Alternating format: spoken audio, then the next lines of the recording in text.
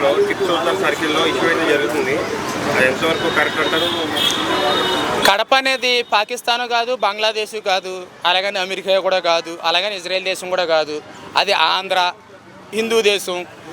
ఇక్కడే వీళ్ళు కడపలో ఉన్న ముస్లిమ్స్ ఎంత దారుణంగా హనుమంత్ జయంతి సందర్భంగా హిందువులు ర్యాలీ చేసుకుంటూ వెళ్తుంటే రాళ్లతో కొట్టారు అంటే, దాడి చేశారంటే అంత దారుణంగా ఎగిరెగిరి రాళ్ళు విసురుతున్నారంటే వాళ్ళు ఆంధ్ర ముస్లిమ్స్ అనుకోవాలా, లేకపోతే తమిళనాడు ముస్లిమ్స్ అనుకోవాలా, లేకపోతే తెలంగాణ ముస్లిమ్స్ అనుకోవాలా, ఇండియా ముస్లిమ్స్ అనుకోవాలా, లేకపోతే పాకిస్తాన్ ముస్లిమ్స్ అనుకోవాలా, లేకపోతే బంగ్లాదేశ్ ముస్లిమ్స్ అనుకోవాలా? ఈ విషయం హిందువులు బాగా ఆలోచించాల్సిన విషయం. ఇంత దుర్మార్గంగా అక్కడ కడపలో ఉన్న ముస్లిమ్స్ చేస్తున్నారంటే హిందూ ధర్మం ఎంత నాశనం అయిపోతుంది అనేది మనం బాగా ఆలోచించాలి. టిప్పు సుల్తాన్ అంటున్నారు. టిప్పు సుల్తాన్ ఏమన్నా ఈ దేశానికి సందర్భమా? ఈ దేశం నాశనం చేయడానికి వచ్చినటువంటి మొగలాయి. ఇండియన్ ముస్లిం కాదు, తెలంగాణ ముస్లిం కాదు, ఆంధ్ర ముస్లిం కాదు. అతని విగ్రహం కోసం అక్కడ ఉన్న ముస్లిమ్స్ రాళ్ళతో దాడి చేశారంటే ఎంత దౌర్భాగ్యం, ఎంత దుర్మార్గం, ఎంత అన్యాయం జరుగుతుంది. లవ్ జిహాదీలు చేస్తున్నారు. హిందువుల అమ్మాయిని ప్రేమించినట్టుగా నాటకం ఆడి రేపులు చేస్తూ పిల్లల్ని కంటూ అలాగలాగా హిందూ సంతాన ఉత్పత్తి తగ్గిపోయేలాగా ట్రాప్ చేస్తున్నారు. వీటి కోసం ఎవరు మాట్లాడరు, ఏ ప్రభుత్వం మాట్లాడరు. అలాగే ఆంధ్రాలో ఉన్నటువంటి కూటమి ప్రభుత్వంలో ముఖ్యంగా సీఎంగా ఉన్నటువంటి చంద్రబాబు నాయుడు గారిని అడుగుతున్నాను. చంద్రబాబు నాయుడు గారు ఇలాంటి అరాచకాలని చెప్పి మీరు బయట పెడతారు, ఇలాంటి వాటి నుంచి హిందువులను కాపాడతారని మేము అందరం కూడా మీకు ఓటేసి గెలిపించుకున్నాం. ఈ విషయంపై మీరు ఖచ్చితంగా స్పందించకపోతే రానున్న రోజుల్లో మేము ఓటుతో సమాధానం చెప్పాల్సిన అవసరం ఉంటుంది. ఎందుకంటే హిందూ ధర్మం చాలా నాశనం అయిపోతుంది.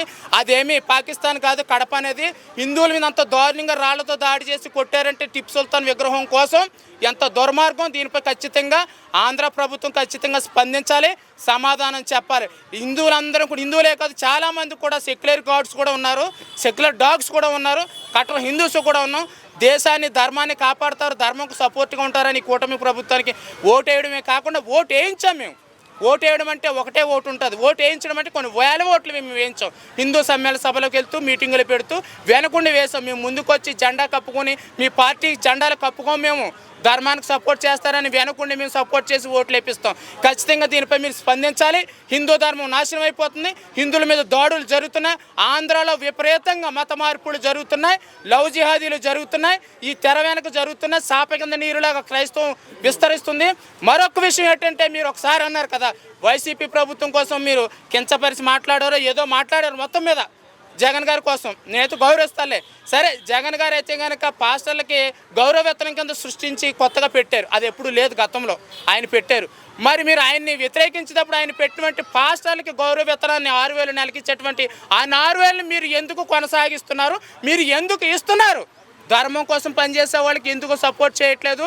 ధర్మ పోరాటం చేసేటువంటి మాలాంటి వాళ్ళ కోసం ఎందుకు సహాయం చేయట్లేదు? హిందువులకి, సాధువులు, సన్యాసులకి, స్వామీజీలకి మీరు ఎందుకు సపోర్ట్ చేయట్లేదు? వాళ్ళకి గౌరవవేతనం మీరు ఎందుకు ఇవ్వట్లేదు? అంటే వాళ్ళ ఓటు బ్యాంక్ మీరు చూసుకుంటున్నారా? అంటే క్రైస్తవులు సభలు పెట్టుకుని మీటింగ్ పెట్టుకుని ఓటు బ్యాంక్ అయ్యి ఉండి వాళ్ళు ఓట్లు వేస్తారని చెప్పి వాళ్ళ ఓటు కోసం మీరు వంగి బెండ్ అయ్యారనుకో, మేము కూడా హిందువుల్ని ఎలాగ మేము మార్చుకోవాలో మాకు తెలుసు. రానున్న రోజుల్లో ఎవరికి ఓటేయించుకోవాలో, ఎవరు మాకు సపోర్ట్ చేస్తారో అది కూడా మాకు తెలుసు. దీని పట్ల మీరు ఖచ్చితంగా స్పందించాలి. కడప విషయంలో మీరు స్పందించాలి. పాస్టర్ల విషయంలో కూడా మీరు స్పందించకపోతే రానున్న రోజుల్లో మేము ఎలాగ మీకు ఓట్లు వేస్తామో, ఓట్లు వేపిస్తామో అనేది మీకే తెలియాలి.